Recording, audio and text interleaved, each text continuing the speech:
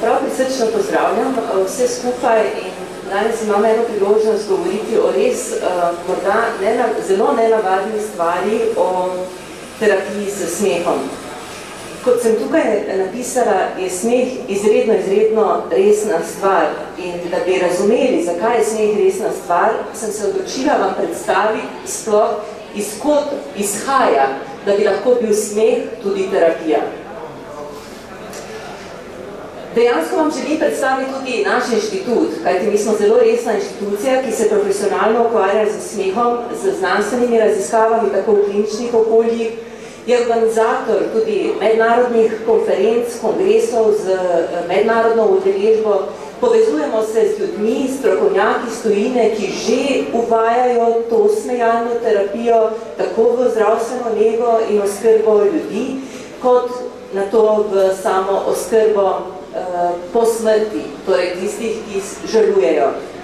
V bistvu smo povezani tudi z univerzo v Mariboru, z zbornicami, tako zdravniško, zbornico zdravstvene in babiške nege, zbornico delovnih terapevtov. Želim vam samo predstaviti, da kljub temu, da se vam zdi ta tema malce nenavadna, se smehom ukvarjamo na zelo profesionalni ravni. Če tako nekako pojasnim, preden vas peljem do tja, zakaj bi se bilo dobro smejati, bi vam želela predstaviti, kaj sploh se zgodi, kadar smo jezni, žalostni, polni skrbi, strahu, raznega pohlepa. To so vsa čustva, ki jih žalost, definitivno, moramo izražati. Ne me tukaj narobe razumeti, bomo prediskutirali. Ampak ta čustva v nas povzročajo imunski odziv telesa, ki vodi v bolezen. In ta stanja, ki so, marsikdaj povzročijo to imunsko oslabelost, ki vodi v razne težave. In ne vem, če ste vedeli, da gena za smeh nimamo, imamo pa gen za srečo, ki ga lahko vklopimo s smehom. In kaj ta gen za srečo dela? V bistvu skrbi za naše dobro počutje, da ne bom preveč strokovna, v bistvu gre za prenos med našimi celicami oziroma za pospeši izločanje teh endorfinov ali hormonov sreče. In kaj vse so terapevtski učinki smeha? Zraven sem vam predstavila tukaj vire, strokovne vire, ki sem jih zdaj v času svojega magistrskega študija tudi predelala. Kaj vse smeh povzroči? Smeh povzroči izločanje hormonov sreče in deluje celo protibolečinsko. Kolikokrat se sploh zavedate, da imamo orodje za boljše počutje v nas samih? Je telovadba, tudi 20 sekund recimo smeha pospeši srčni utrip, znižuje nivo krvnega sladkorja. To študijo sedaj smo naredili v našem univerzitetnem kliničnem centru.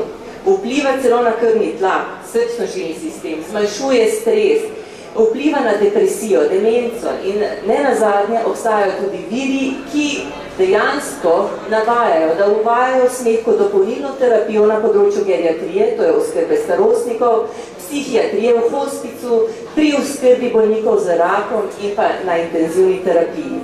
In še ena stvar je, smeh je kakor strah, slaba volja, jamranje, vsa ta negativna čustva tudi nalezljiv. Zakaj?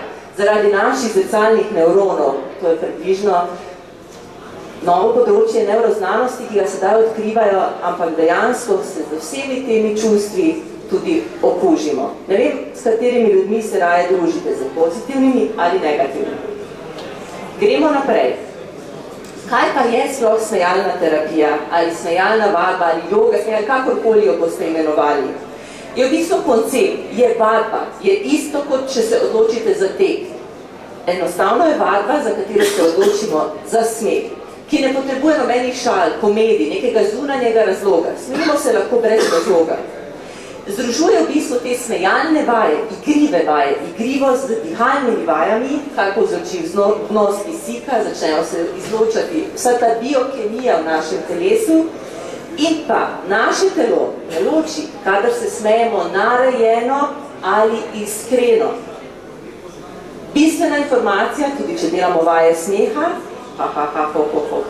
recimo, se dogaja v našem telesu ista biokemija, kot če se smejemo iz srca določenim vicom, šal. Skratka, lažje se je smejati v skupini ravno zaradi tiste nalezljivosti in da dosežemo vse te blagodejne učinke smeha, je dobro, da se smemo 15 minut skupaj v enem kosu, z odprtimi usti zaradi aktivacije trebušne prepone, več kisika in ta trebušna prepona tudi vpliva na našo pomirujočo vejo našega živčnega sistema, torej znižuje stres. V bistvu se v inštitutu, kot sem povedala, na resen način ukvarjamo z smehom v različnih okoljih, tako v domovih starejših občanov, tako v klubih smeha, tako v različnih inštitucijah, kamor nas povabijo. Skratka, izkušnje so pridobljene iz različnih stvari. Tukaj bi vam rada predstavila eno izjavo. Gospe po vadbi smeha. Ne vem, zvok, kaj imamo, zvok? Na računalniku naše skupine. Samo trenutek, da pa... Bom pol vam pokazala, zvok je pa... Zravno ura. Dol. Izklopljen, pardon. Se upravičuje.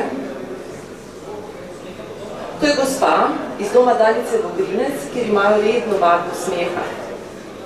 Enkrat na mesec sicer, ampak glih toliko, da dobite občutek.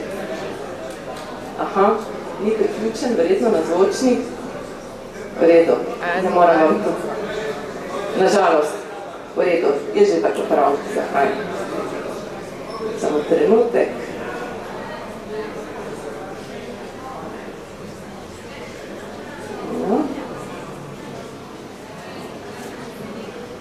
Idemo naprej.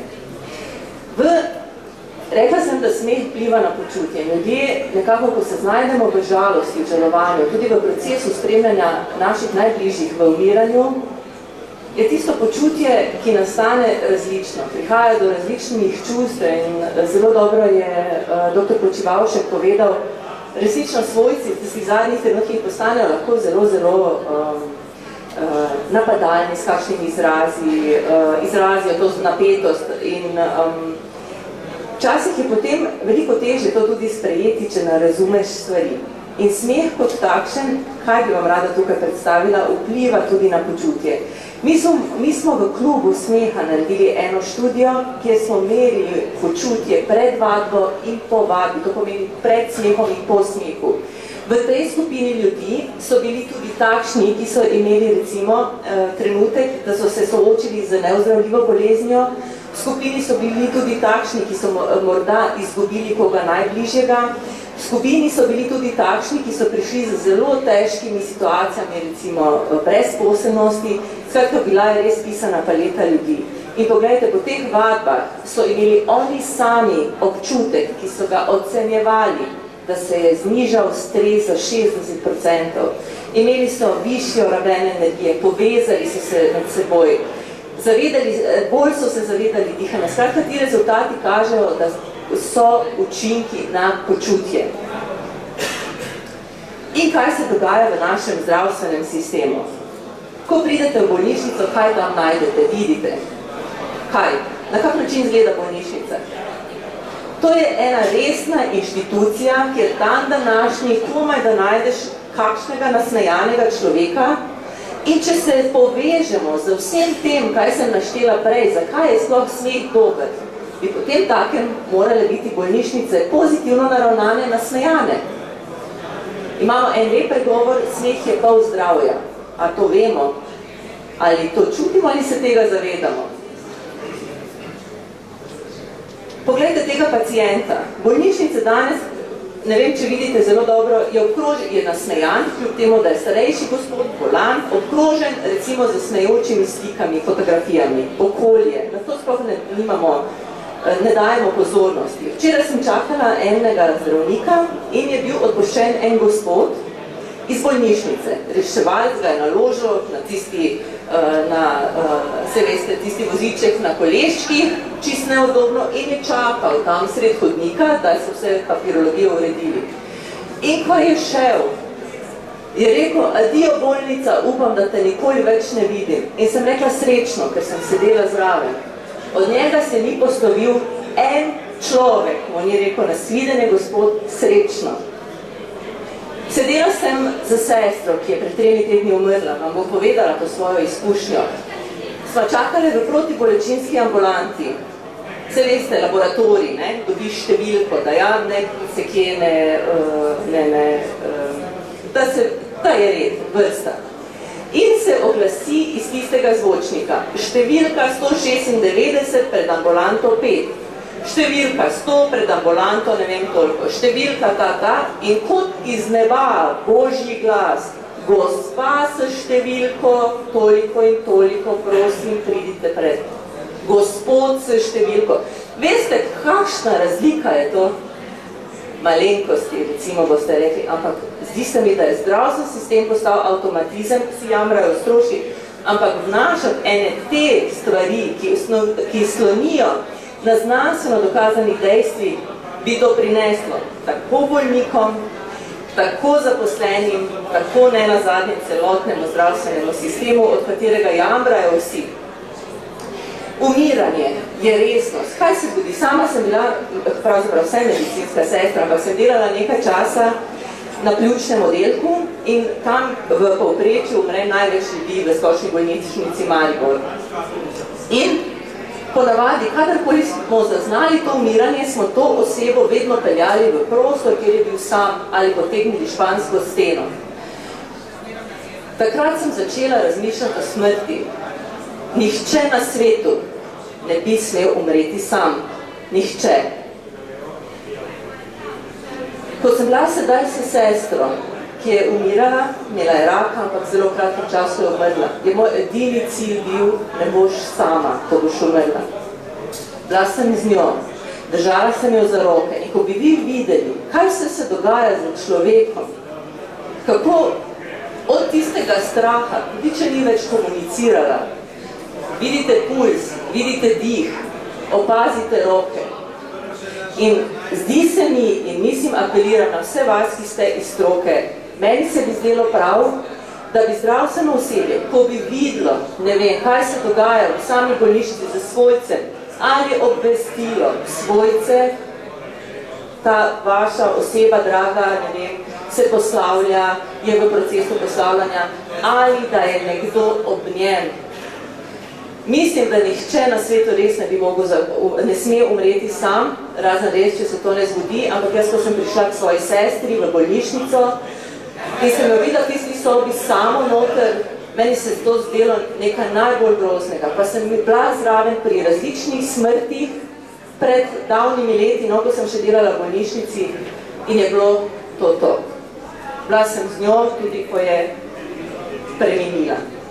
Naslednja stvar o žalosti. Imamo tudi paciente, kar verjetno, sama sem tudi delala na patronaži, bila in sem nadomeščala svojo kolegico, ki je skrbela za gospoda, ki je bil na nitki, se temu reče.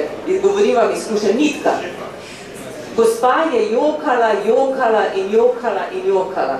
Gospod je bil res bogi tik pred smrtjo. Zdelo se mi je, da ne more umreti.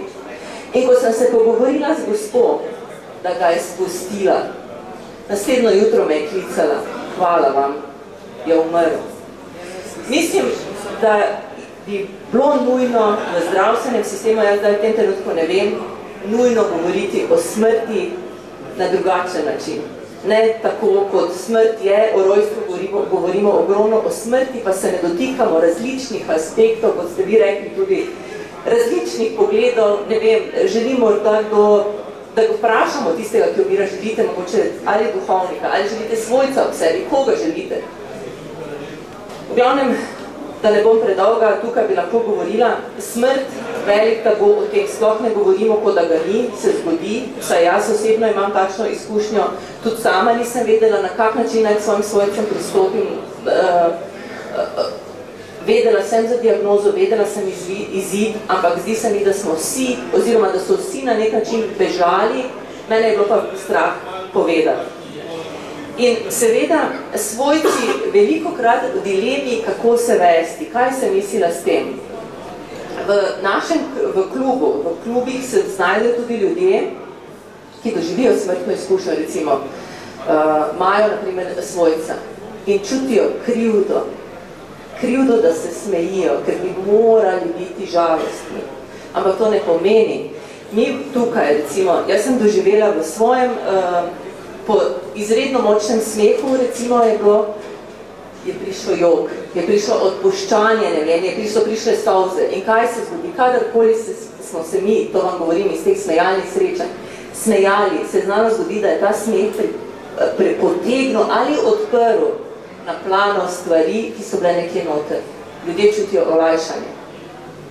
Smeh je lahko velika pomoč pri žalovanju. Ne vem, kako se vam zdi to domače, ali ne. Ali ne navadno, ali novo. Vendar, kolegica na Japonskem, ki se ukvarja s smejalno terapijo isto, je po 99 letih v enem pogrebnem centru naredila vadbo joge smeha, smejalno vadbo pred pogrebom. To so fotografije. In ena gospa, starejša gospa, ki je bila na tem srečanju, je rekla, da po smrti moža nekako ni več mogla živeti. In da je smeh dal tisto prvič, da je odžalovala in da je vrnil vero v življenje.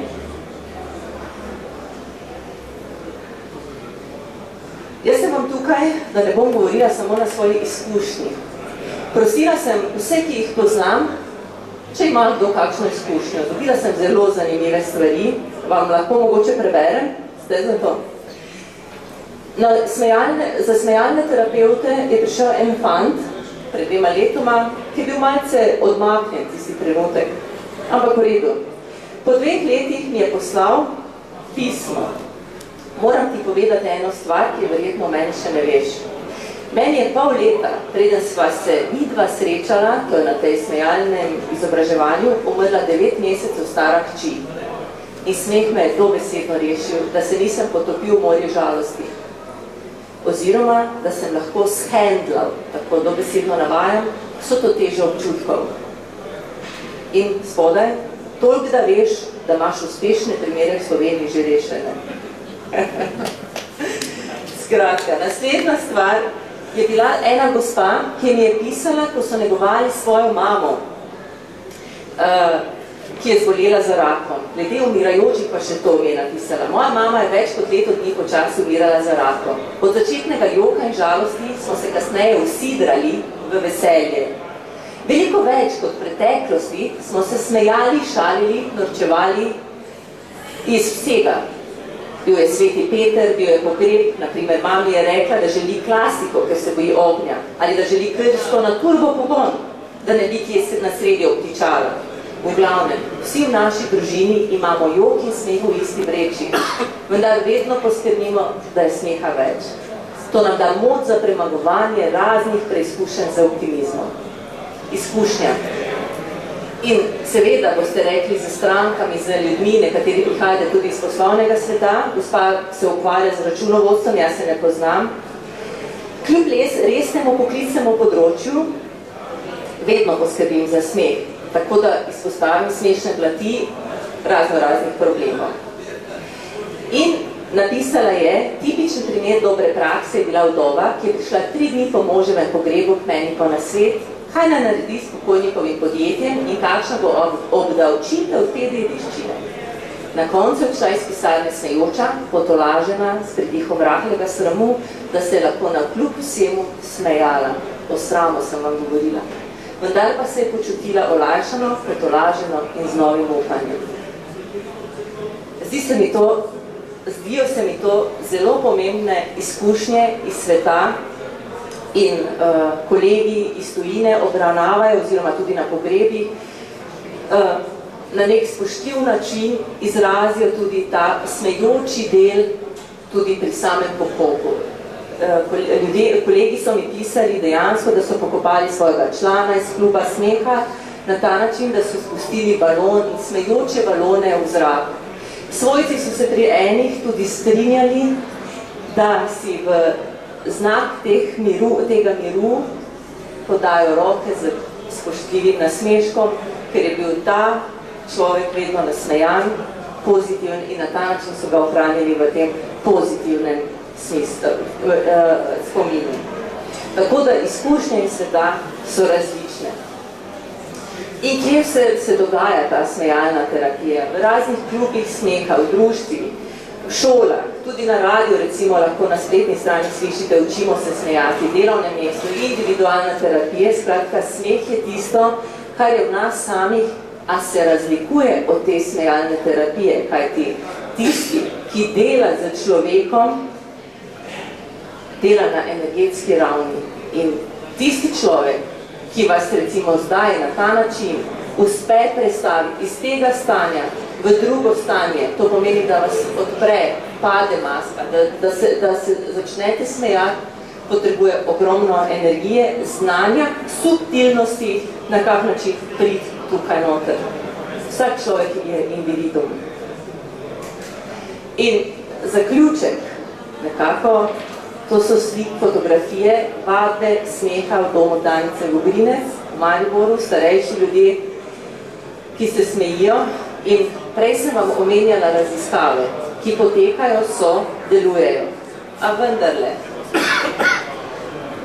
Einstein je nekoč zapisal, proces znanstvenega odkrivanja v bistvu nenehne tek kot čudeža. In smeh čudež je. In fizično, verjemite mi, se po smehu spremenijo obrazi že po par minutnih vadbi.